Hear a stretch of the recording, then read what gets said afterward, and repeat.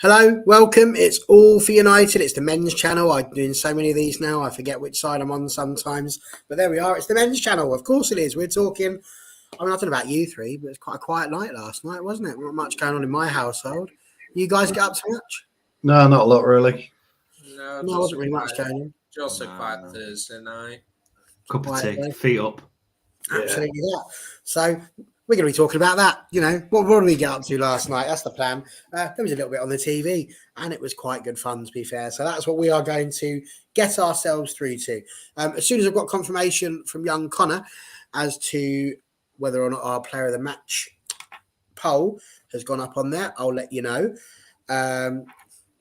You might come up with a little last-minute change. He likes to do that sometimes, but you shall see. But until then, we're going to kick ourselves off with what was just, again, a fabulous evening. But it was an interesting tactical choice, and we'll kick off with you here, Stu, on this one.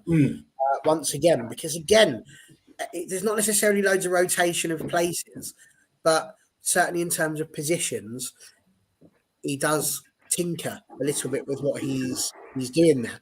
The back four, pretty normal. Fred and Casemiro, pretty normal. No major changes there. But this time he decided to put Wout up front with Jadon just behind. And then obviously Marcus and Bruno, I'm on first name terms with all of them, around the front four there. What was your thoughts of that? Because I wasn't convinced about Jadon Sancho being chosen to go behind. But you might have had a different view. When you saw that, did you think it was a masterstroke?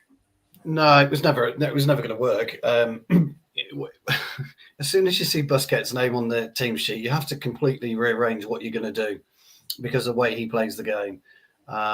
You've got two legendary centre midfielders on show yesterday, and they demonstrated exactly how to play that particular position.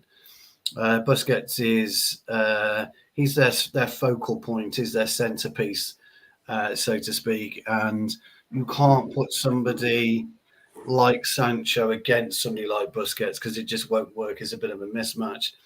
By bringing Busquets in, if you notice, they pushed Cunha against Rashford, and they put I can't remember the guy's name, but he played right back in the first game. And he obviously went into centre half for last night, so that was a bit of an issue, and I think Ten Hag realised that straight away. But he, like any good manager, you've got to give it 20, 25 minutes to kind of establish a pattern within the game. But unfortunately, Barcelona kind of took mini control of the game after about 10 or 15 minutes. And Busquets was allowed to play his natural game, get into his rhythm. As I say, once you've got somebody like Busquets who dictates the play, and you've got a player with the potential of Frankie de Jong. I'm still not 100% convinced of him yet, but you've got the potential there. They become a formidable partnership. And I thought Kessie last night was excellent. He was there to harry and harass and disrupt our play, and they did that very, very well. They got the penalty. And to be fair, I don't know what Lewandowski was doing, but it's the most bizarre way to take up a spot kick in a game of that magnitude I've ever seen, because at 3-2 up, what surprised me more about Barcelona is they didn't change the way that they were playing. They didn't change their pattern of play, and they should have. Xavi was pretty inexperienced with that. I was massively surprised. You're not what are they 9 or 10 points clear in La Liga. They're in a kind of vein of form that we are. And when you go away from home, and they're playing very, very well at home, in fact, they're better at home. What's that? I don't know. Barcelona loving it. Then they've been playing away in La Liga better, and in Europe better. It was quite strange to see Xavi was quite stubborn, and he elected to keep playing the way they were going to play. The other thing I was really surprised about is that if you watch where we are currently, certainly over the last 6 weeks, we are very slow and we are very mundane in the first half, and our second halves are always explosive. And Barcelona just completely put the blinkers on and clearly haven't watched what we've been doing. So for us, it was a game that we had to kind of stay in many ways, which we did. And then Fred comes and has an absolute blinder in the second half. So you got a couple of things wrong. Ten Hag did. The subs came were, that they were correct. I think Weghorst, he wasn't his most productive last night. Rashford wasn't at his best last night. Sancho, we know he was subdued, but he, as I said, when you got somebody like Busquets, he'll just smother you anyway. He'll put a shroud around you, and that's it. It goes black, and you don't know where you are on the pitch at any given time. And so the Antony substitution in particular was quite a turning point for the way that we started to play. So all in all, I thought it was a really good game. It showed Ten Hag, Van der Gaag, and also McLaren's collectiveness in the way that they restructured us, ready for the second half. And it's just something that Barcelona couldn't do. So it may have been a different game, having said that, if Bruno hadn't overrun the ball in the first minute and he'd taken his shot a bit further out. But all in all, it was a definite penalty. You can't pull anyone, you can't grab anyone in the area. In fact, I saw a lot of people last night saying it was soft. It's not soft. It's a pen. It's a period. It doesn't, no arguments. So apart from that, that was it really. I think we were deserved winners, I guess, over the two legs. But the starting point for me would be we did concede 3 times. And we need to take the blinkers off and understand we conceded 3 times. And you can't do that at this level because you will get overturned. But all in all, yeah, absolutely terrific game. There you go then. So Stu's covered the whole game there. So we'll be seeing you now. Yeah, sorry. Here, look at this for a comment, young Tony. Yeah. Connor's a big fan of the headphones. Probably feel like you're doing your theory test. Yeah, no, it's only because, you know what, my little brother bought me these and I'll never get any use of them. So I thought, the fact is, with this laptop, the problem is when there's multiple voices talking, sometimes my audio gets a bit distorted. So it's kind of there, like, I'm making use out of something someone gave me. And also as well, they're really actually quite comfy. I don't really like these headphones usually, but they are actually quite comfy. So thanks, Connor. Fair play. Listen, if it's good enough for a pilot in a plane, then it's good enough for me. Yeah. I think that's a good one. Yeah. Well, there you go. And while we're on it, I can tell you that the player of the match poll is up. Again, if you've got a problem with this, it's all me. I've picked the 4. I watched the match. I chose. I get very few perks in this job. This is the one I went for. So if you disagree with me, that's fine. It's called opinions. Let me know. It's great. But the 4 I went for are Casemiro, Fred, bloody Fred, Luke Shaw, and Bruno Fernandes. Honourable mentions to Martinez and Antony.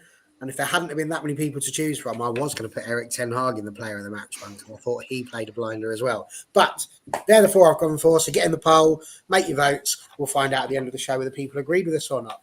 And speaking of Bruno Fernandes, he could have put us on to a nice early start there, young Tony. Put out on that right-hand side, ball comes through to him, superb little ball. I felt that Manchester United in that first 10, 15 minutes were playing in a way that I've not seen us play for some time. We had our swagger back. You could see it the way we were playing around in defence. The ball was being passed out. We were confident. We didn't look like we were worried about were we ever going to get a goal. There just seemed to be a swagger about us. When we didn't have the ball, we were putting pressure on through the transitions. We weren't allowing people to just come past us. We were constantly trying to press. I thought it was a really, I mean, I know it's only 15 minutes before the goal, but we looked like Man United again, I thought. Yeah, like I said, it's my friend, he did a radio interview a couple of hours ago, and he said, do you think United are back? And I think after last night, you can definitely say the argument's got to be there, and a lot of things like the energy, the first 15 minutes, like you said, Barry, was just completely electric. I thought sometimes a good chance comes too early in matches. And I think Bruno might have, like Stu said, he maybe could have gone a bit wider and took the chance. But sometimes in those moments, it's so fresh in the game that, you know, those are the sort of things that do happen in big games. And you know, the penalty, I've watched it back at first. I didn't think it was a penalty. I do agree with Stu now, although in the Premier League, it doesn't get given. In Europe, they do get given, unfortunately. And whether or not I agree or disagree, that is the letter of the law, and he did foul him in that position. But there was a couple of things, and, you know, I think that goal spooked us a little bit. And I think in a sense of, it stopped our momentum for a little while, and I noticed that Barca were taking a little bit more control of the game. I was really impressed with Frankie de Jong last night, if I'm being honest. I didn't think much of him in the first leg because Fred was on him like a mosquito. I know that's what Ten Hag said after in his press conference, but he was so controlling the ball so well. He was carrying possession. He's so intelligent as well, de Jong. I thought last night he was one of Barca's better players. Just to go back on the penalty as well, there was a bit of a discussion last night whether or not these penalties, when they're taking this jolted step up for the penalties, I do think that's a bit of a cop out that players are still allowed to do it, to be honest, because it's just deceiving the goalkeeper. But I understand, you've got to score where you can, so I completely get that argument. But the first half for me, I think the first 15 minutes brilliant. Last 30 minutes of that first half, I thought Barca did have quite a lot of control of the game.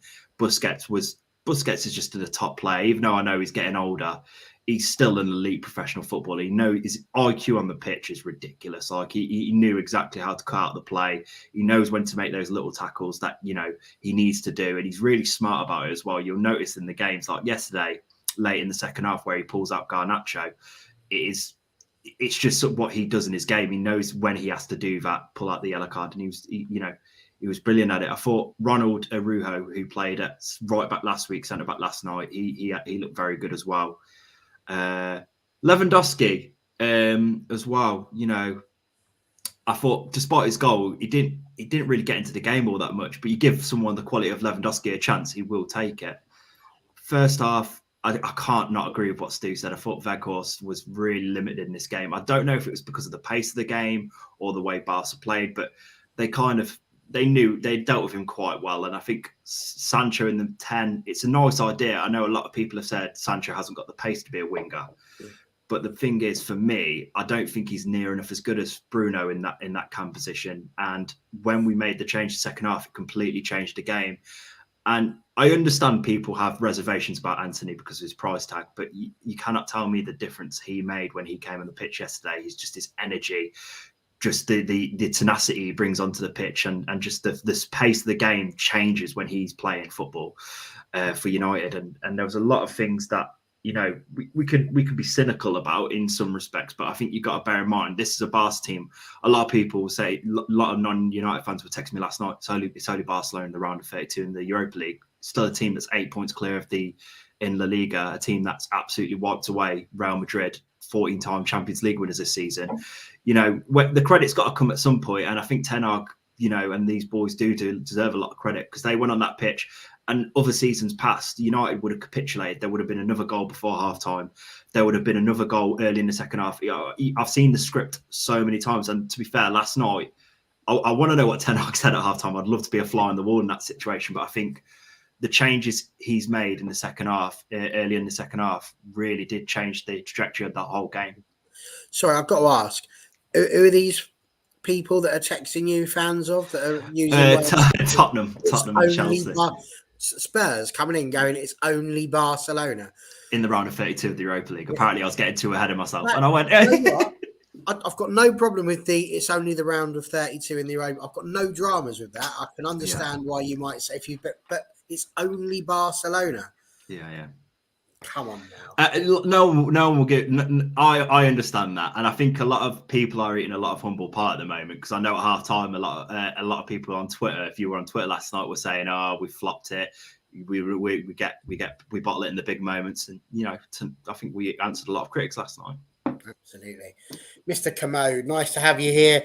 We're going to get your opinion on the penalty next, because it was a penalty. It was given. I have to be honest, I can kind of see both points of view and I can see how both points of view came in. People say it's a penalty, as Stu said. I think they're the ones that are looking at what we like to call the slow motion replay. Because when you look at the slow motion replays, there are a lot in it. No, there's not. When you look at it, full time, real time, like everybody actually does, because we don't have the ability to slow down time. The first little bit of the grab isn't much at all. But then the attacker does something that I think is quite clever. He shifts his body around really fast to make a turn. As he does that, it does make it look as if Fernandez has given him a good old yank. Now, I'm not suggesting this is deceiving, because he was pulling. It was a foul. Anywhere else on the pitch, it would be given. So for me, it was a penalty. But that little turn, I think, made the referee's mind up that he was going to give a penalty, and it was never going to get overturned after that, because he did grab hold of him. It was a reasonable penalty, but De Gea got his hand to it. For a brief minute, I thought he'd managed to do what he couldn't do in the Europa League final, which was to save a penalty. But not to be. But what was your thoughts on the penalty situation? Yeah, I do agree that my initial thoughts on that, it's still like, it is a soft penalty. He did make the most of it. I mean, Bruno, for me, in my opinion, Bruno was still really missed that chance early on, has been touched upon, and for me, he it was still for him to put the arm down, and as Tony mentioned, European referees do tend to give, what might be interpreted as soft decisions, but you got to be wary of that. And that, certain players will try to make the most and win a penalty or a foul, which might be deemed soft in the English game, the Premier League and that, but you are going to get it given in Europe. So for me, it was silly from Bruno, and he gave him the opportunity to make the most of it. Obviously, sometimes a lot of these things happen on corners, don't they? When defenders grab players and all that, 99% of the time they're not given. But for me, Bruno was a bit silly for what he did there. As for the actual penalty, I thought, I do agree, I don't like that stutter that players do and all that. And it wasn't well struck from Lewandowski, and at first I thought there was a bit unlucky in that. I mean, it might be a controversial take, but arguably should De Gea saved it, because it was a reasonable height for him. It was almost like the jitter from Lewandowski kind of put him flat-footed, and I noticed it because it was almost like he was coming to he fell and he had to realign himself and go back up. So the fact he had that momentum to push himself up is pretty good, impressive. Because he did get it was a good height for him, and he did get a good hand on it. And it might have been a bit unlucky, but I think maybe from De Gea's perspective, he probably thinks to himself, I should have saved that. So it's a bit unlucky in that regard and that. But for me, it was a penalty. And I must also point out, as Stu mentioned, in the first half, Barcelona were very impressive. The way that they controlled the game, it was a very good away performance in Europe from them. Obviously, Ten Hag had to change it. And you have to remember, I think it also the league game before against Leicester, when you think of our front four, it was virtually the same, apart from, he brought Sancho in for Garnacho, but it was much the same. It wasn't quite working. And then he brought Sancho on at half-time, and that obviously changed the game in the second half. Even though we were 1-0 up against Leicester, we were far better in the second half. I think that change at half-time, much like the Leicester game, that allowed us to get back into the game. And obviously scoring the goal in the first 3 minutes, the second half, that changed the game also. So for me, it was much better from the team, and we'll touch upon some of the individual performances. But for me, the way Barcelona managed that first half is almost like the perfect way you should play in Europe, and that, and possibly they might look at it and think, well, if we got a second goal, that it might have been tie over, but we did come back well in the second half, though. So, I mean, Stu, John mentions it there. It was, like you said it yourself, 15 minutes of really good Manchester United play, and then Barcelona just took over. And, for me, I mean, I've been doing these games now for quite a while, and each time I managed to get a whole page at least for half time of notes of things that could potentially. This one was half a page. It was really tricky. There was no joy up top. There was no threat at the back though either. I thought that though Barcelona were playing well, they weren't necessarily looking to really get in behind too much. They were quite content. And realistically, we had a couple of chances, lots of passing, no threat. Our best moment, probably Fred, with what was supposed to be a cross that almost went Ronaldinho-esque, making Ter Stegen think, oh, goodness, he's done me, but went just over. And then, of course, as John says, if we'd have gone 2-0 down, it could have been a different story. And we very nearly did. A rather erratic, shall we say, moment there at the back. De Gea gives the ball to Martinez. Martinez knocks it back to De Gea. Obviously, he's got a player, probably Lewandowski, closing him down, puts his right foot through it. It balloons, bananas out.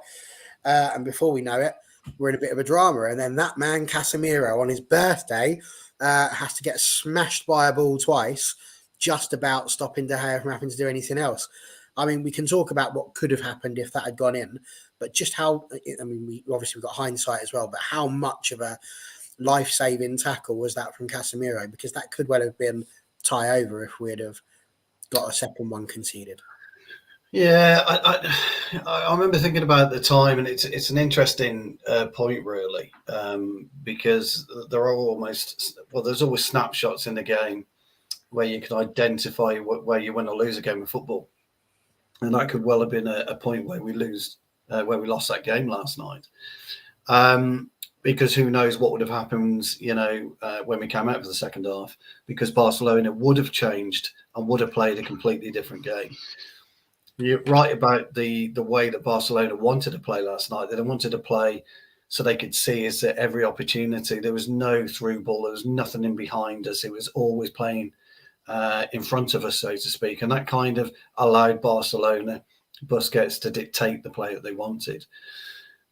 Casemiro was, if you watch where Casemiro's position was, Martinez did have time, and he could have gone out towards Luke Shaw, or he could have pushed it out towards Rashford if he wanted to. Martinez, for some unknown reason, decided to come back on himself. It's an absolute cardinal sin for any centre-half to do. You never turn back towards goal. You always turn away from goal. And you learn that from a very, very young age. And even if he did turn back towards goal, he could have done a 360 pivot and still got away from it. It was a very strange decision process from Martinez. But then Martinez is probably thinking, what the fuck is De Gea giving me the ball for at the start? So, there's one of those. De Gea gets it back. He's panicking because, people are, Lewandowski's charging him down. And then this comedy of error issues. Where the real key to this was the speed of thought and almost premonition of Casemiro, because he was on scene, ready to get involved and ready to make this life-saving tackle. And then, of course, the shot where I think it came off his leg, didn't it? I can't quite remember. But I think he just lifts it just a little bit. It's all about the thought process, and he's looking around. Casemiro and Busquets, they're the best in the world at scanning the pitch. Somebody did a graphic on Modric 3, 4, maybe 5 years ago. Tony Kroos. Let me get it right, Tony Kroos. And they did a graphic about that. He always got his head up, but even when he's running with the ball, he's got his head on the swivel. Casemiro is constantly looking, even when he's walking. He knows exactly where he is on the pitch, and he can watch a scenario unfold before it happens. And that's the only reason he's there. Yeah, that's the only reason he's there. Fred wouldn't have been there. McTominay wouldn't have been there. But Busquets would have been there, believe it or not, for Barcelona. That's how these. So from that point of view, I think you probably could point to the fact that it did change the whole process of the game. It certainly changed our mentality, and it probably got Ten Hag even more worked up. So when he's gone in the changing room and he's saying, look, lads, this is where you have to be professional, where you've got to calm down, and where you've got to start using the ball better, because our use of the ball at times in the first half was absolutely abysmal. It really was. But what people are forgetting is they took Rashford out of the game completely last night. He was completely anonymous. I know people will say, well, he wasn't that anonymous because he got in twice, left side and right side, didn't he? And he fluffed his lines on both occasions. But, he was, the way that they played him, the way that Koundé played him. If you watch Koundé, he dropped off him. He gave him 5, maybe 6 yards, because he knows the penetration, the pace, and the power that Rashford has. So all in all, when you do a quick summary of it, Barcelona, I don't think will go home kicking themselves that they lost. I think Xavi will be, quite fair about the results. To, I think, evenly matched teams over 180 minutes, in my humble opinion.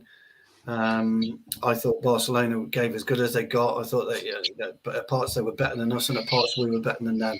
It'd be really interesting if that was a Champions League final, just to see what two teams of that ilk going at it head to head for one game. I think when we're all talking in the summer, And I think if we beat, and we were talking about Barcelona in the summer, I think we'd have been happy with a draw and a loss because we would have come so far. Now, the way that Ten Hag, the way McLaren and Van der Gaag have got us, we're disappointed in certain aspects of our game, and we expect to see better versions of the team on Sunday. It's really quite interesting where we are, and it's great to say. But yeah, I can't. You can't speak highly enough of Casemiro. He didn't have his best game last night, by the way. I thought he was okay, but he didn't have his best game. There were better players on the pitch last night, but you take him and you take Busquets out of that team, and you're shipping more goals. You might have had a 4-4 last night. It was that open at times. So really interesting. I love players like that. It really was. I think that first half was so, and that's what I mean. The first half ended, and we were talking about this just briefly backstage, Stu and Tony. You could have been involved too, John, if you got here in time, but you missed it. So but we were talking about the half-time moment. And Tony, you said, I hope I'm not going to steal your thunder with what you're about to say. But you said, I was always quite confident. Stu was nodding along sagely as if he was like, and I said, I wasn't. I was stuck in two minds. I'm sat there going, I know that Erik's going to make changes. I've seen that. His tactical nous is there. There's no doubt about that. But this is Man United. And we can't have good things at the moment because we get so far and then something goes wrong. And you keep thinking the nearly man. And the thing is, Barry, as much as you're right there, and you are right, we were always going to have to score twice. True. Whatever happens, last night we're going to have to score twice.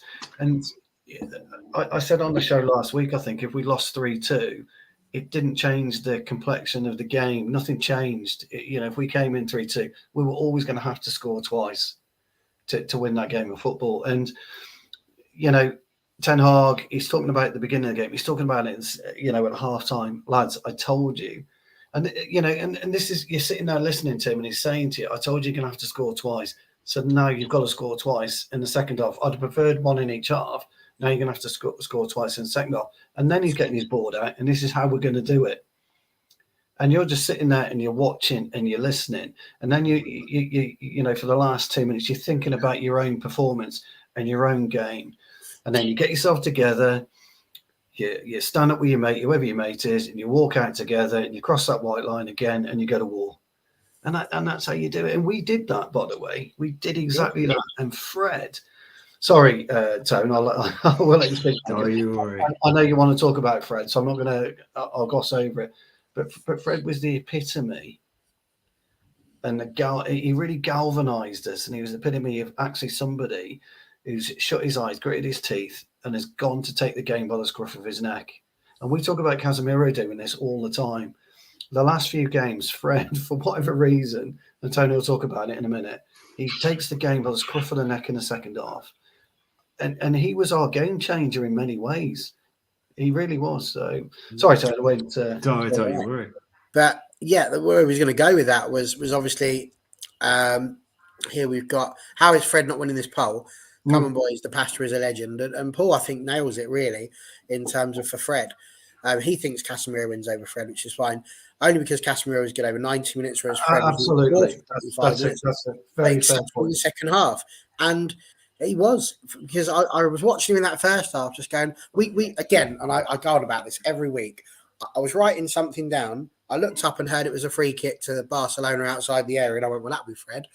And there he was, just walking away. I'm like, bloody Fred, stop doing that. But second half, he was like the Brazilian roadrunner. He was all over that pitch. He was a man possessed with winning that match. And I said at halftime, we need an early goal. If we get an early goal, we're in with a good shout here. But if it keeps going on longer and longer, we might start panicking.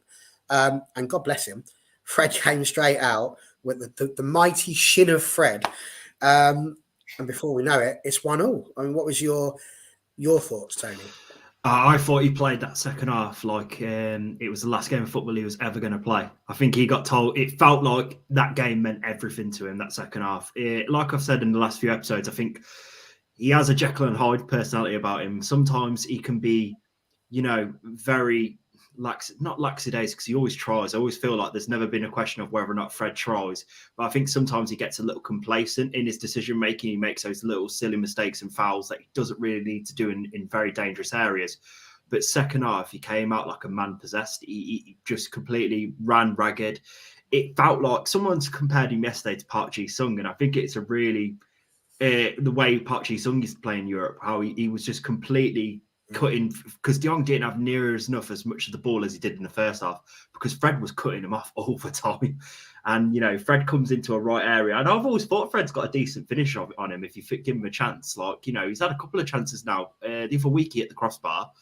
And, you know, he comes in, shim roller. They all count. Paul Scholes after the game going, I would have done that. I'm there like, mate, he got us the goal that got us back into the tie. I don't care if he scored with any part of his body as long as it went in. And Fred for me was just exceptional that second half. I think that's the best I've ever seen him play. So that's like that second half of the puts. I've seen him have more consistent games where he's been quality the whole way through, but just a period of game where he was just exceptional. Like, he looked like the Fred that we bought from Shakhtar Donetsk 4 years ago. That potential, that high class player. And, you know, I think there's a stat out there that Fred and Casemiro, when they started together for Man United, they haven't lost, if I'm not mistaken. And you can see what he does, because I think with Casemiro, Fred doesn't have to do that little dirty work that he used to have to do when he was with McTominay. And they complement each other quite well, because I think Casemiro, like Stu said, is a lot like Busquets. They scan the game quite well. They're quite educated in the way they look for the pass, they look for the ball. They can make those smart fouls, those tackles. Whereas Fred can kind of roll around the pitch and do what he does. And there's a reason why Ten Hag picks him over Sabitzer. It's his running. He doesn't stop running. Like, I'd be hard to find if there was someone on the pitch who ran more than him yesterday. I don't have the stats in front of me, but he would definitely be in that top 5, top 3 category of the most distance covered last night. You think so? Absolutely. So, I mean, what a moment that was. We got to 1-0, and it could have been 2-1. Like, literally, seconds afterwards, could have been 2-1, John. But Antony, it was quite funny in our group chat, and Ian told that Antony and Sancho had no pace, so we're going to be entertaining. Antony over 10 yards, whoomp. You're thinking he's got to be. This is a great chance for him. However, it was going to be on the but if he wanted to do his little turn inside, Christensen weren't having none of it, and he just nicked it off, which was a real chance. And at that point, John, I don't know if it was coming out through the TV to you, but the atmosphere at that point was just electric. Barcelona done a really good job of killing the crowd. All of a sudden, it's up again. And my God, I had to turn the TV down because I thought I might be upsetting people in the neighbourhood. Because my goodness, it was unbelievable, wasn't it? Yeah, I mean, I was watching the pub with a glass of lemonade, so the volume wasn't high, but it's been surrounded by everyone in the pub watching it. But I think the crowd were impressive last night. Yeah, I did think Anthony Derry, he changed the game when he came on. You know, and I know we'll touch upon the win and that, but I do think he did perhaps look for Rashford when perhaps if he had just had the confidence to take it on himself, then we might have scored there. And I think maybe he was caught in two minds about what to do and that. And so for me, luckily he did get the winner in the end. But I do think he should have made his mind, or he could have been more confident to take the chance on and that. And for me, just such one as Tony mentioned, Fred's performance, I agree, it was his best ever performance in the United States in that second half. I just think he was like the thing with Fred is, I was saying to a couple of friends at half time, Freddie's just like, I didn't think he played badly in the first half. I think he had some good moments and some, times again when he just so inconsistent, but it was like that. There were a couple of things. It wasn't just the goal. It's when I think we broke when it was 1-1, I think. And then it was like he was the young one. I think it was only Rashford. He somehow managed to keep the ball and find the ball to Rashford and that. And the same when I think Garnacho had the ball and he played a good ball to Fred. And then Fred played a brilliant ball and passed him through. I just think I was like... It was just so consistent that second half. I think if it was purely based on the second half, then he was by far our best player on the night. Obviously, Casemiro was better over the 90 minutes, but for me, it was just a brilliant performance second half. And like you say, when we got that goal at the start of the second half with Fred, that's what lifted the crowd, and it got everyone on board. And I honestly think with the crowd, and I don't think Barcelona knew what to do from there, and I think it was all us. And I know they had a couple of chances, like I think it was Koundé who had a free header and that, but for me it was all us, for most of it. And I think if anyone was going to score a winner, it was probably going to be us. So for me, that second half was just brilliant, and the crowd got us the win in the end. It was just a brilliant atmosphere, like many Barcelona games before. And I mean, I absolutely have to say on that, the minute Fred scored, that was when I knew we were going to win the game, because I said, and you looked at Xavi, and Xavi's face basically went, well, what's that? You could tell that he's been in there in his little dressing room saying, just go out, do what you were doing for the last half hour, control the game, don't let them at it. And the first thing that happens, bosh, straight in the back of the net, 1-0, and you could see it on his face, like, well, that's it, it's game over, because he knew what was going to happen at that point. And we touched upon what Ten Hag would have said at half time. What would Xavi said at half time? He probably would have said, let's not concede, first 10, 15 minutes, let's keep it tight, and then maybe we might nick a second. As soon as we get that first goal, plans go out the window, don't they? Absolutely. Just quickly on Antony's miss. He had 2 yards on, maybe even 3 yards at one point on Christensen. I can't believe still he didn't cut in front of Christensen. All he had to do was drift over in front of him, and Christensen's got nowhere to go. Absolutely nowhere to go. Then Antony can decide: do I go left foot or do I go right foot? That's the answer to that. This is where he's not quite there yet with his brain, and Garnacho's exactly the same. They're not quite there with their brains. Just cut in front, because two things will happen. Christensen won't tackle you because he can't, or you'll have a clash of legs and you will win the free kick because you're in the ascendancy. And I think we would have scored.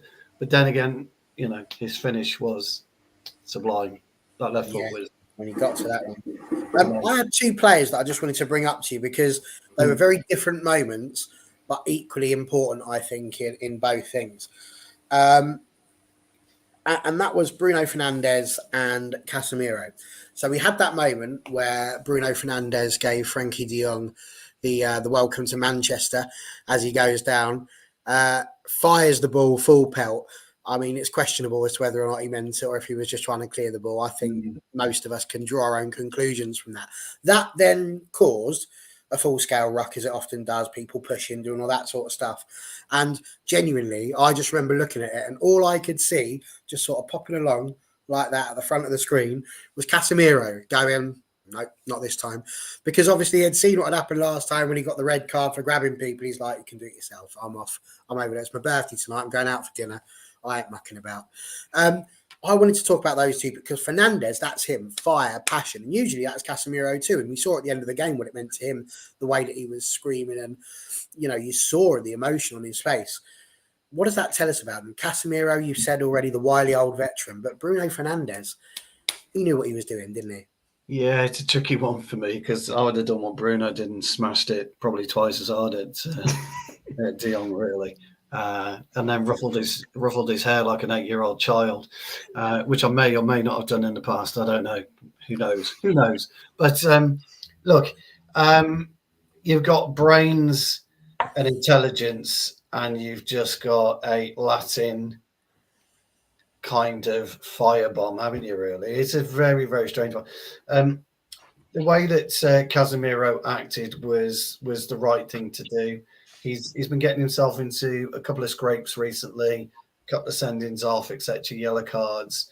Because sometimes you've got to kind of just walk away, take yourself out of it. People will look at it and say, well, there's no unity there, etc., etc., etc. But sometimes brains override, your emotions. And he actually got that right. Having said that, though, we didn't see what Ten Hag was up to on the sidelines, and Ten Hag might have been going like that. You here, We don't know. So True. let's give it to Casemiro using his brains rather than his emotions. As for Bruno, wow, what, I thought he was excellent in parts last night, and subdued and stupid in others. It was a really strange performance, but yeah, I still thought he had a brilliant game because his overall influence. His goal for Fred, of course. Yeah, and I'm talking about just sheer presence on the pitch, and sometimes sheer presence on the pitch is enough. You walk, when the lads will walk out with Erik Cantona and Roy Keane in the team, you're kind of walking out like that, When you're walking out with Fred and McTominay on the team when they're together, McFred, you're walking out with your shoulders slumped because you've got issues. And so, but Bruno, it gives you this kind of fire in your belly mentality, and it gives you this winning mentality. And as much as he'll drift in and out of games of football, try certain things. I mean, he's gone on record as saying, fine, I'll try 8 to 10 Hollywood passes, I'll convert 2. But those 2, chances are they'll lead to at least 1 goal. And I quite like about it, because you always got to back yourself at football. You've got to have this arrogance and this ego to enable you to play the best of your ability. And he did that last night. I don't like him out on the right. I never have done. I much prefer him in the centre. But I think Fred doesn't allow him to play in the centre so much, because Fred, I don't know whether it was Tone or John that was saying you're running around like a headless chicken for 45 minutes, chasing everything. You just bump into Bruno, get out of your way, pal. And he does that, Fred does. Whereas Eriksen, Casemiro and Bruno, they're the perfect treble. And actually, Sabitzer fits into the Eriksen role, not seamlessly, but he's done it really well. And it allows Bruno that space that he craves. Bruno craves space. And once he's a little bit like, this is going to sound massively strange, take it with a pinch of salt, one back to say, he's a little bit like me. When I was playing, if I didn't win the header, I'd be all over the place for 10 minutes. If I didn't win my first header at centre-half, I'd be all over the place for 10 minutes. Bruno's that with a pass. If he can't get his pass off in the first minute, 2 minutes, he's all over the place for 10 minutes until he settles himself. And I was the same. That's what I meant by we're similar in terms of mentality for that, because for me, I'd be a nightmare I'd be talking to my partner and we go, I fucking missed that headache. Jesus Christ. I don't know what was wrong with me. I couldn't see the flight the ball. He elbowed me. I'd be making all sorts of excuses instead of saying, tuck your skirt in, fella. Next time he comes in, take the header and take the player. Reassert yourself on him. And Bruno's very, very similar to that. Bruno needs to assert himself on the game at the beginning. And if he can't do it at the beginning, he'll take his time. And I think that's what, his miss last night for him would be criminal. I'd be like, oh, for fuck's sake, oh, Jesus. I'll be talking to myself, having a right go at myself. And you're trying to shut off, or your mate's giving you a right bollocking as well, by the way, because that's what they should be. So, could that contribute to him giving the penalty away? Yeah. Well, yeah. I mean, look, again, let's not go through the penalty, but I've been, as a centre half, I've been caught just by literally just doing that, as light as you like, but it's the motion and the intent, and then actually. Oh, well, Stu's been cut off. Something's gone a bit wrong. We'll come back to Stu when he's ready. Whilst we're waiting, Mr. Hulk Hogan's got there. That's interesting what he was about to say there. But he's put with the Ronaldo situation. Erik Ten Hag was in the eyes of the media, but he's managed to over-excel and took us forward, which doesn't necessarily fit in with what we've been talking about, but it does point out how good Erik Ten Hag has been for us so far. And Tony, as we were saying, there was a great save from David De Gea again. It was one of those again where everyone said it was a great save. To be honest, the header was pretty much straight at him, but he did require good reactions. It's all over. And then came, and this is what I really wanted you to talk about, the substitutions as well. Can we just agree that Garnacho must be living in the same house as Matilda was, because he appears to have control of the Mr. Wormwood that Mr. Wormwood was using. Yeah. Yeah. I looked at the hair earlier and I went, he must have lost the bet. They're like, not in a horrible way. I'm no fashionista. My fashion sense is very much limited. And I've had the same haircut for about 5 years, so, but Garnacho has that little bit of flair about him. He has a bit of that arrogance, but it's in a good way. It's not arrogance in a way of being like nasty or anything like that. It's arrogance in the sense of, I think he truly believes in how good he can be. And I think Ten Hag's brought that side out of him because, after Leeds the other week, when he kind of didn't have his greatest performance, he came back at Ellen Road on the Sunday and absolutely tore the show down. It's changed the game for us in a lot of ways. But I thought Garnacho came on yesterday and did a fantastic job. He's so deceptively quick as well. I think that's an underrated part of his game. People going about his tricks, his flair, his tenacity. But I also think a massive part of his game, and you're a fashion icon. I wish I were, mate. I wish I were. But going back to Garnacho, I just think there's something about him, and he's such a good player to bring off the bench. It's nice yesterday that we had these options because the last few games we haven't had these options. At the new camp last week, we brought on one substitute. Last night we brought on quite a few. Obviously, some were probably thinking, Ten Hag was probably thinking the back of his head, reserve them for Sunday. Another part of it was to change the trajectory of yesterday's game, which he did so. And I thought Garnacho, in this latter stage of the second half when we were 2-1 up, he brought in a lot of moving the ball forward when we were being pressed forward by Barcelona, which I think he did really well. And he drawed quite a lot of fouls as well. But yeah, going back to, obviously, just to go back to the point about De Gea makes those saves in his sleep. He does that every week now. It's not, and that's not me to knock the save. I know you said it was straight at him as well, but it's almost there like those world-class saves, only a handful of goalkeepers can do them as easily as De Gea does. And I know there's other parts of his game that people will go, he's not as good as this person, he's not as good as that person, but when you need a big man for a big save, De Gea is usually the guy you put your money on, to be honest. I mean, don't get me wrong. I'm not trying to say it was a bad save because there's no such thing. But it was going straight towards him. What I'm saying is he's got those reactions. He's got to get his hand up quick. I was just in goal at school earlier on whilst we were doing hockey against some 8-year-olds. And if they get that ball off quick enough, you ain't getting there. It doesn't matter what you do. If the reactions aren't there. So I conceded 4, which I wasn't very happy with. And that's trying to hang myself. But, that's the whole point. It was embarrassing. I was gutted. That's 4 house points I've given away. Just a quick one on Garnacho, by the way. His hairstyle, for fuck's sake. It reminded me. There was a time when he first touched the ball after he came on. I was like, why is Antony on the left? So they both look alike if you view it from a bird's eye. It reminded me of America 1994. They all come out with blonde hair, didn't they? The reason he got turned over so much is because, you're a defender, centre half, or a left back, and somebody comes in with blonde hair like that, or he's got a ponytail, or he's got fucking tights on, or something like that. It's only going one way. It's just very strange. But anyway, it was funny though. The training videos were good the other day, where they were pulling Garnacho's hat off because truly he must have thought, "Oh, I've made a mistake here." He's made a balls up here. Yeah, he knows he has. What a haircut was. Connor's not happy with me. He's right. It's embarrassing. I'm gutted. I was very annoyed. But this is the problem. You work in a school. You've got to be well done, kids. That was a great shot. Good. That wasn't what I meant. In my head, I'm going, that's it. You're not having a good afternoon now. There's no way I'm giving you 10 out of 10 on your test, even if you get them. You're getting a 5. They were good. They were in the corner. Like I say, I'm getting old now. Anyway, of course they were. Mr. Commode. The ball comes down the left-hand side. Luke Shaw doesn't look like he's going to catch it. Somehow he gets there. He does a little cheeky back heel, and I'm thinking to myself, oh, that's great. Now we're going to give the ball away. Little did we know that Bruno Fernandes was going to knock his man out of the way, and he's going to get himself cut inside. Garnacho has a shot. It's somebody. Comes back. Fred gets the ball. Has a shot. It's somebody. Comes back out. Antony, what's he got? A left foot. Bottom corner. 2-1. Next round, here we come. How are we feeling about that one?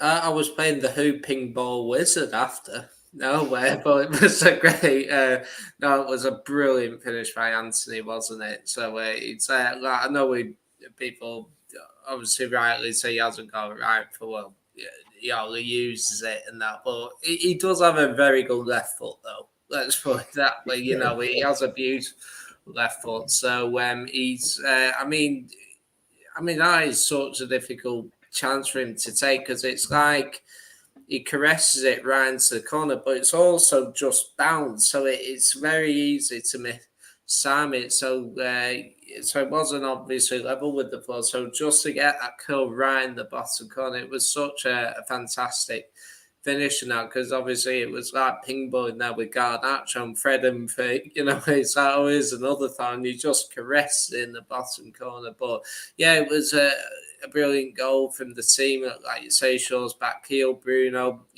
muscling out the Barca defender. And I thought it was just rewards for the way we played in the second half. And I did personally think when Antony came on, I just had a feeling he'd score a goal last night, and he had lots proven that obviously he's had a up and down season, and it obviously cost 80 million. Now that's no fault of his own, but and he's been at times hit and miss, but that will hopefully spur him on and hopefully will lead him on to have a great career because hey, you'll be a hero for anyone who scores a winning goal against Barcelona, and it was a brilliant finish from him.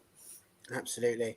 Now, Stu, I know I keep talking to you about Casemiro, but it's just the way it seems to be turning around at the moment. Garnacho, just want to point out as well, Hulk Hogan says Garnacho also comes in beige, but he also comes in yellow because he got himself a nice yellow card. To be fair, so it was a yellow card. But I wanted to just quickly chat about Casemiro's yellow because we spoke about how intelligent he was not to get involved in the ruck after everything that had happened when he got his red card. There was a breakaway. I've got this at 86 minutes. And it was one of those where you're thinking, crikey, everybody's running back. And again, Solskjaer-esque at that last minute, he's literally he's pulled him back. He knew what was happening. He knew he was going to get another yellow card, but he also knew that's going to break up the play. It's going to stop them. It's going to disrupt the rhythm. They're probably not going to score from it because they're about 45 yards out. Again, it's just that intelligence, just that moment of going, we need to win this game. So it doesn't matter if I get a yellow card. It's all about the team. Yeah, 100%. We've all done it. You've probably done it at five-a-side before. You've done it 11-a-side on a Saturday afternoon or a Sunday morning, or whenever you play your football. We've all done it. It's just one of those things. The team, you get in the dressing room, the lads are saying, "We needed that, pal. We needed that." The manager's saying, "Great tackle." You're doing your debrief on a Monday morning, and that's being brought up. But it's being brought up is why is he having to bring him down? That's the question. It's not the question that he did. The question will always be why. Where did we lose possession? Why were we out of position? Why did we have to bring him down? But look, when you're chasing and you're chasing and you're chasing, if you can't catch him or he's about to play the killer pass or knock it off, you grab him. And it doesn't matter where you grab him. You grab him by the shirt, you grab him by the arm, you swipe his legs. You know it's going to be a yellow card because you know there's other players in and around you. So if it's not too bad a challenge, it'll always be a yellow card for intent. There's a famous clip going around this weekend, isn't there, about the Sunderland guy? Is it like Luke O'Nien? Basically, he was caught wrong side of the ball. He was dragging him, and in the end, he jumped on his back. Oh yeah, I've seen that one. That's happened, and I absolutely love it. It's brilliant that you do that. So I don't think it affects anything suspension wise. He's got to re-tot up now, hasn't he?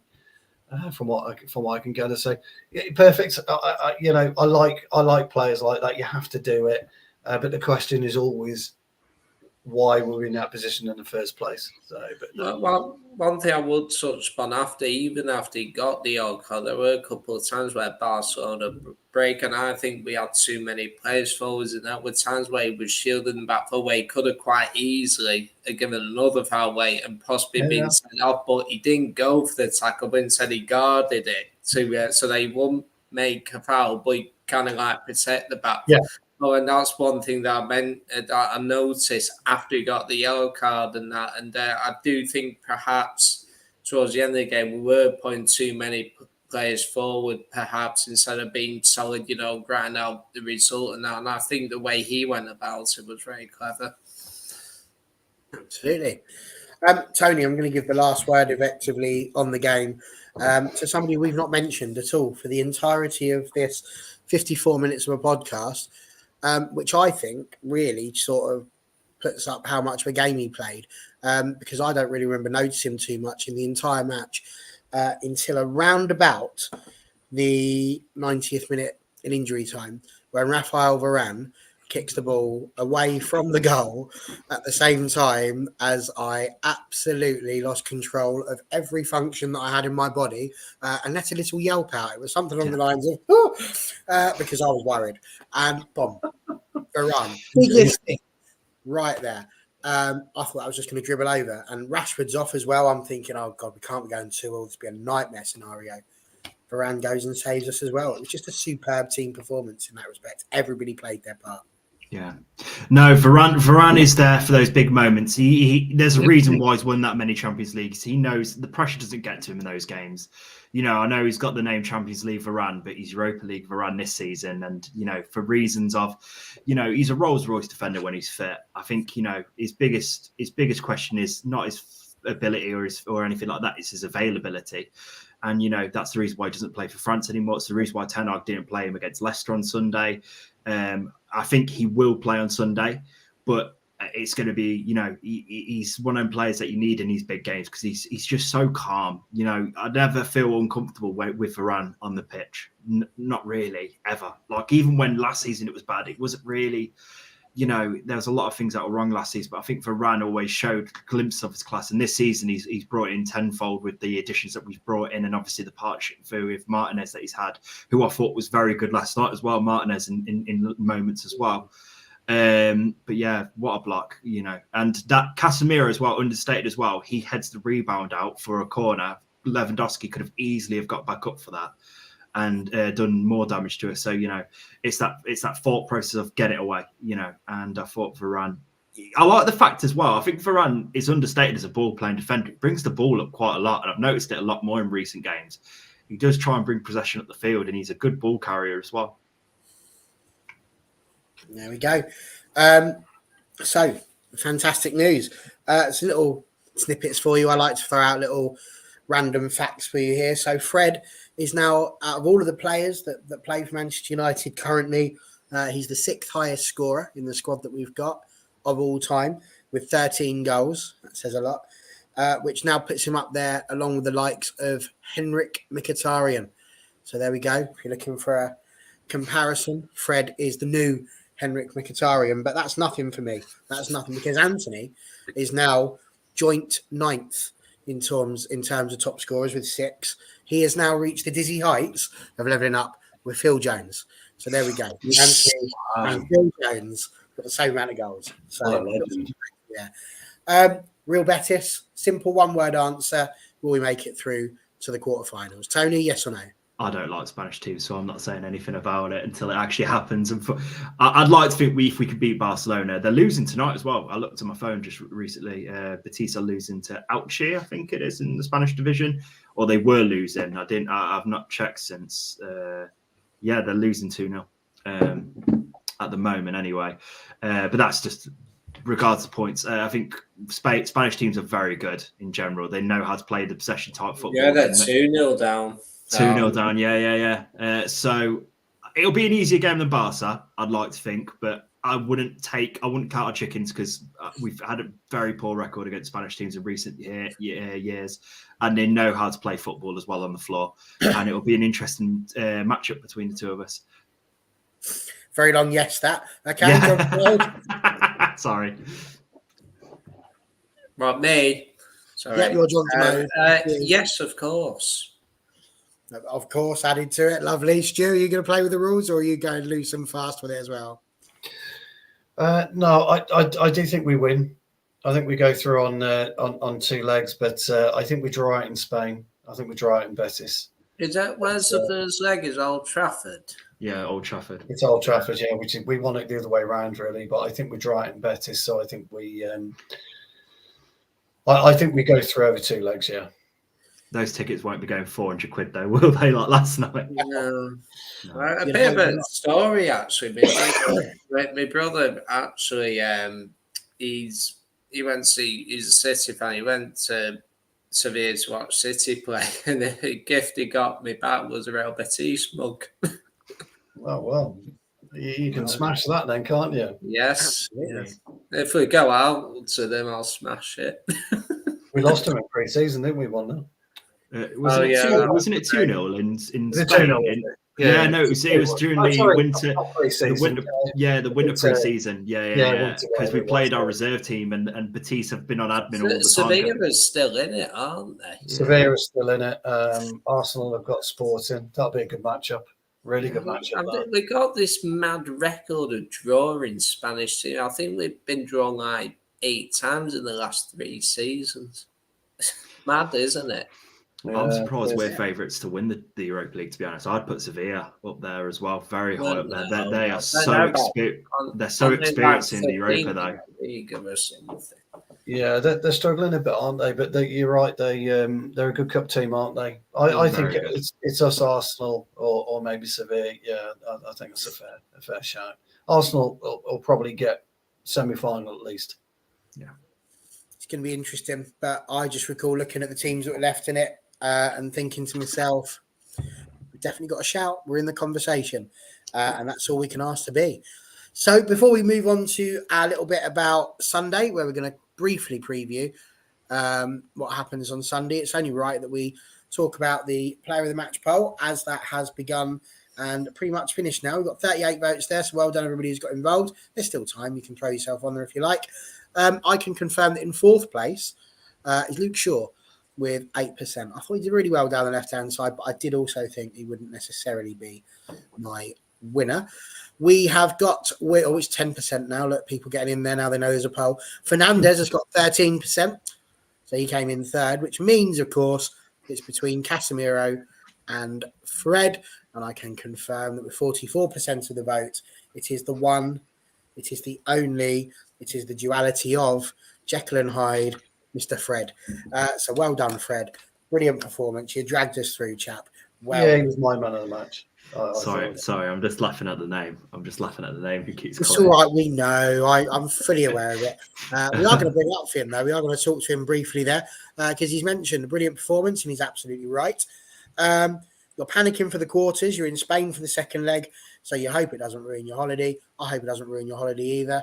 Why would you want your holidays to be ruined? It won't, because Erik's in charge, and that man doing stuff for our club right now.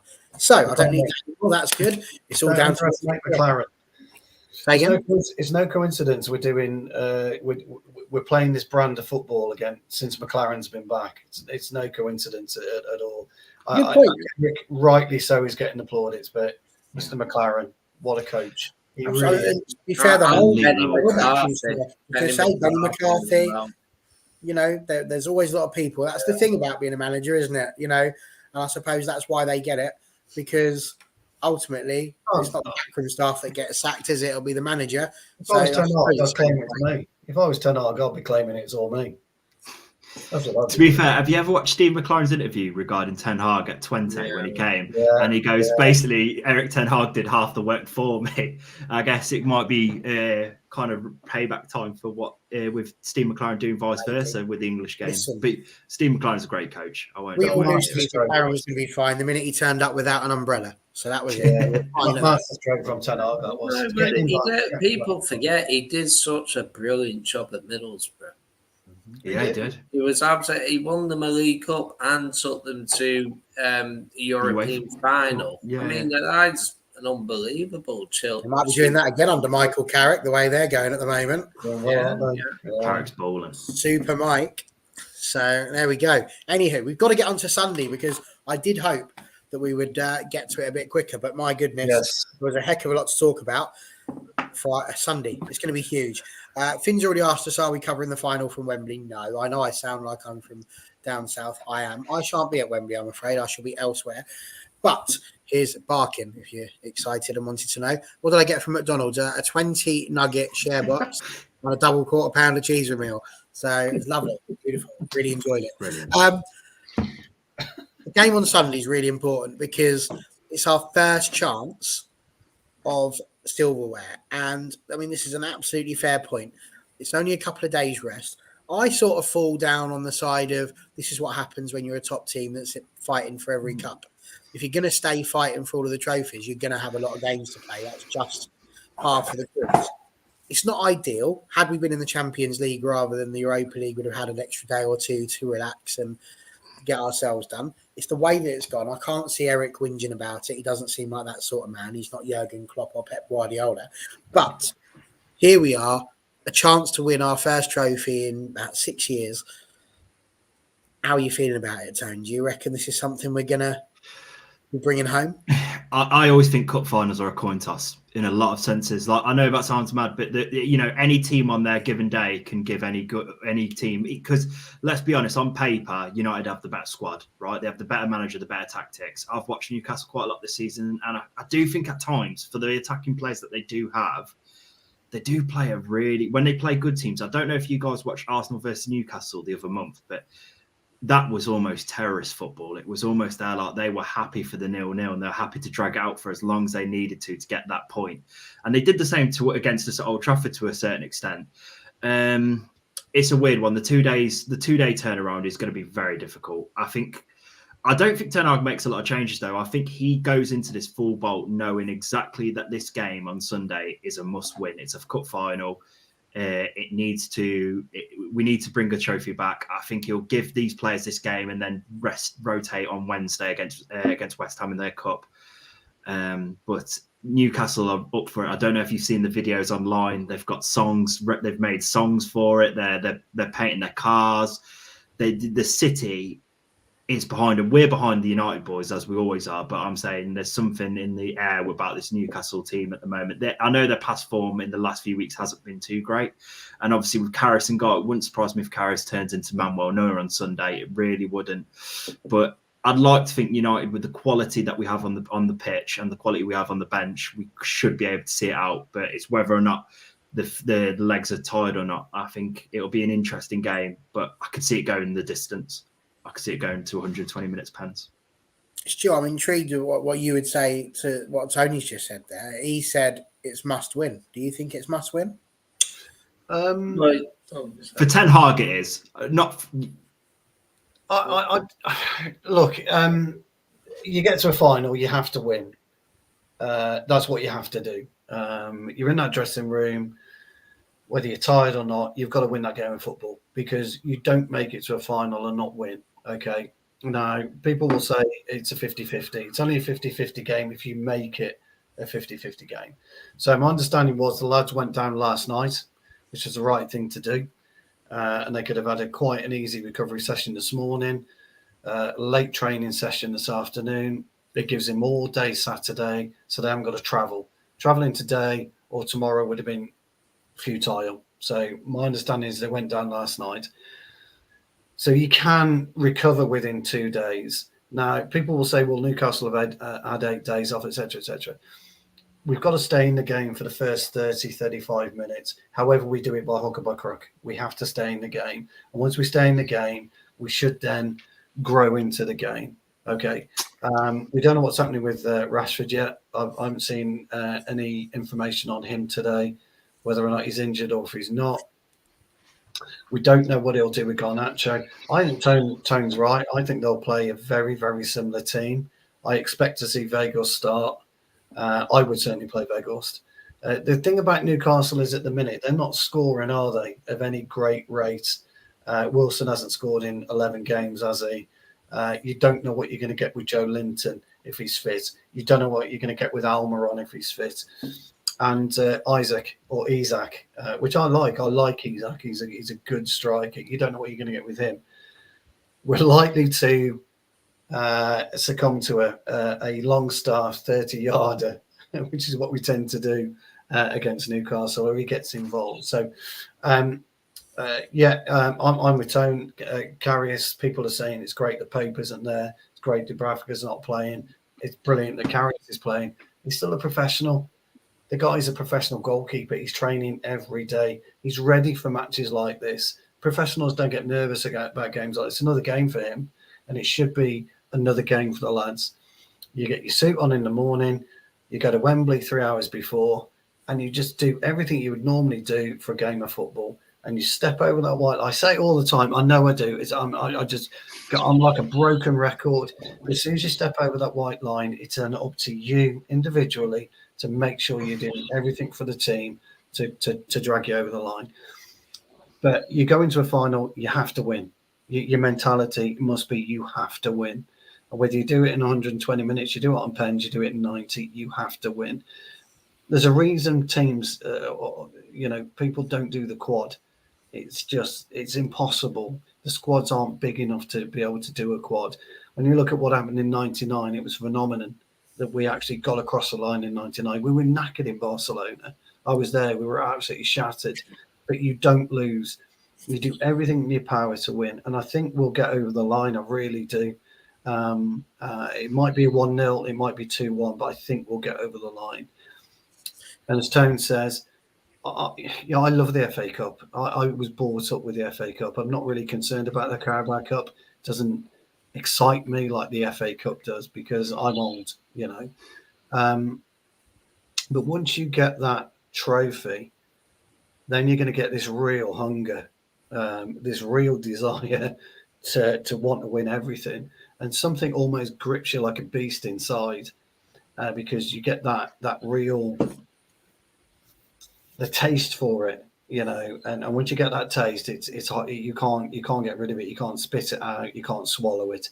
It just stays in your mouth, and that hunger and desire just drags you on. I'm really looking forward to Sunday. But Ten Hag will know what he's doing. Ten Hag would have been planning for Newcastle, and he'll know what he's doing. And he said it last night. Great, brilliant winning. Sorry, can't really talk about it now. I've got to concentrate on Newcastle. And that's the mentality we need. I think we come out winners. Nice, though. He did say they could have a small beer. A small beer. I wonder how He long can it have a was. small beer. The lads can't. Yeah, it's a half pint over here. Yeah. Half mega pint. They can have a beer on a coach down to London. Absolutely. Right, that's it, lads. Just before we come to you, John, Finn, it's an interesting thing. I've not been watching the telly, obviously, because I've been too busy eating my burger and can't advertise. And obviously, then we had this, but this is what's apparently happened. Martin Tyler said tonight, referee Michael Oliver will be supporting Newcastle on Sunday as a fan, but obviously can't officiate in Newcastle matches. So Jamie Carragher said it must be hard to find a referee for Sunday then, as Man United are involved.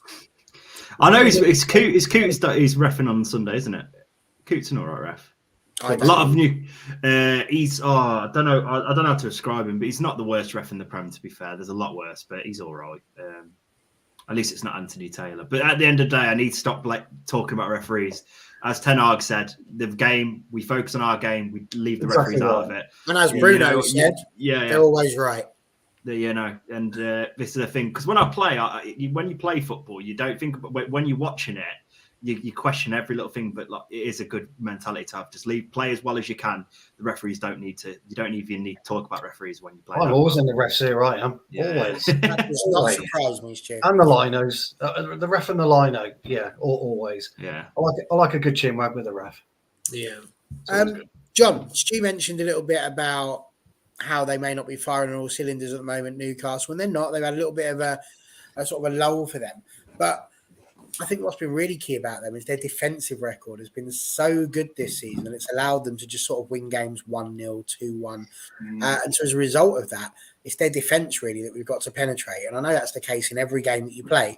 Theirs is quite solid. It's going to be quite a hard one to go through and get through. In a way, I can't even believe I'm about to say this, but it could be almost like Barcelona Part 2, trying to find a way to get through in that first half. It was quite tricky. I thought my mind was playing tricks on me. I thought I could count 8 players almost behind the ball because of the way in which they were setting themselves up. Do you think that this Manchester United team will have what it takes to find a way through Newcastle and take that cup home? Yeah, I do. And yes, obviously Newcastle had a very good season from their own perspective. Obviously, Liverpool beat them on Saturday, which was, Liverpool the only teams that beaten them in the league this year, aren't they? So for me, they have been slacking a little bit over recent weeks, but obviously it's a cup final. They're going to be massively up for. last time they won a trophy was 1969. So if they were to win it, then those players will go down legendary status up in Newcastle. So that'll create pressure, will create excitement. As for us, yes, we do have a number of players who have experience in finals. You touched on Varane and Casemiro and players like that. It'll also be opportunity if he's fit. A player like Rashford, can he stake a claim? Add to his already impressive season by scoring in a final. Now, I'm not sure, but I don't think Rashford has scored in a final yet for us. So I think that'll be they'll want to add to his collection. I think the other thing you've got to, I think Newcastle will try to keep it compact. They won't go gung ho. I think they'll try and nick it 1-0. I think also what you've also got to factor in at Wembley, it's a big pitch, Wembley, as well. So I think if they're going to be compact, you got to use your width and all that, and control possession. Stu is right. First half an hour whenever you play 30-minute 3 days before a game, it'll take you a while to get going. It's always been that way, United, but staying in the game, I think, is crucial. And I just think we have the right people to, hopefully get us home. But it will be a tricky game. I think we will win it. I think it'll be a narrow win. I think it'll probably be something like 2-1 or something. But yeah, I'm confident we can bring it home. I was just about to ask what you thought your score would be, because last time we played them in October, it was 0-0. No goals scored for us, no goals scored for them. Rather drab and dreary. You've just gone 2-1. So, Tony, what would you go for? What's it going to be? 1-0 United. I can't see it being a high-scoring game. I think Newcastle will give us a lot to think about. I think Newcastle are a lot better than people give them credit for. They've conceded the least amount of goals for a reason in the league. They've only lost twice for a reason. It'll be interesting because they've got some exciting players back. Gomares is back from his ban, he's a big player for them as well. Brilliant on the ball. They'll be up for this. And I think, United can't be hesitant for one moment, because Newcastle are there not to make the numbers. They're there to win a trophy. So, yeah. Absolutely. Stu, what's your score prediction? I think it'll be 2-1. I'm going to stand by 2-1. I think it'll be a sloppy goal we can see, and I think we'll have to come from behind. I do as well. But we will beat them 2-1. I think the lads are right. I think Newcastle are decent defensively. Guimaraes is a big miss, but he's coming back. Yeah, he's back on Sunday. He plays on Sunday. Yeah. It's interesting. None of you swayed by the fact that it's Karius in goal. No. It makes no difference. No, it might have a will. Yeah, it makes no difference. But we've got Casemiro. We'll have. I think Sabitzer will play. I don't think Fred will play. I think Sabitzer will come in for this. I really do. I do think it impacts them a little bit that Pope. They would have preferred Pope to be in goal. Maybe if it comes down to penalties, because he's a very good player. But I do think, it's not. I mean, I know it. We remember the 2018 European Cup final, but I think the chances of him, dropping a ball in the goal and that happening again, I think are very slim. No, that's right. But I think he'll play Antony. I think Antony starts. I think he'll start with Weghorst because he's going to want to push a big striker up against Burn, because he's playing quite well, isn't he, Burn? So he's going to want to push a big striker up against him. But we're going to hold the play. When we get hold of the ball on Sunday, we've got to be very, very economical with it. Slow it down to a pace that suits us until we can really go at them hard. So the key will be to bring them out towards us, coaxing them out of their kind of little cocoon. They're likely to go. And I think Tony's right. I think they'll sit quite deep. I think if he'll want us to have as much of the ball as we could possibly have, because he'll think that'll sap our legs, and it will do if we're just passing around and not going anywhere. So we need to coax them out. We need to let them have the ball, let them have possession, and make sure that when we do get the turnover, we're very, very quick with it and we can use it properly. But that's why I think it'll be a 2-1 type of game. Well, there you go. I personally think I'm going to go 2-0. I'm going to go 2-0. I think we're going to take the lead, and then we'll just nick another one right near the end and make it comfy. We'll all be sitting there, cacking ourselves right at the end, and then we'll just sort of 89th minute, everybody breathe, and it'll be a wonderful moment. I know Rashford will be thinking, he'll be in his hotel room tonight thinking, I ain't fucking score. That's the first time I haven't scored in 12 games.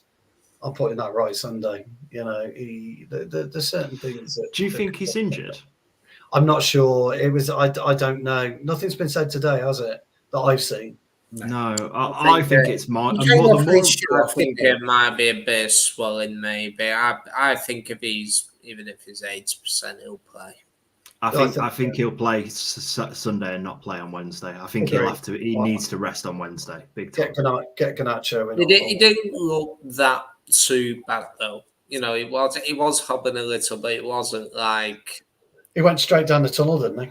No, he didn't. He went on the bench. Did he go on the bench? Yeah. He said and I think he muttered to Erik Ten Hag. I'm not a translator. I can't lip read really well, but I think he said I'm fine. But there's just a part of doubt of me that goes, is this like mind games, or is this just a precaution thing? I think as a player, you know your body. Yeah. He'll play. So, listen, I think this is a nice one. 2-0. Maguire header 88th. Why not? Here for that. I love that. I genuinely would love that.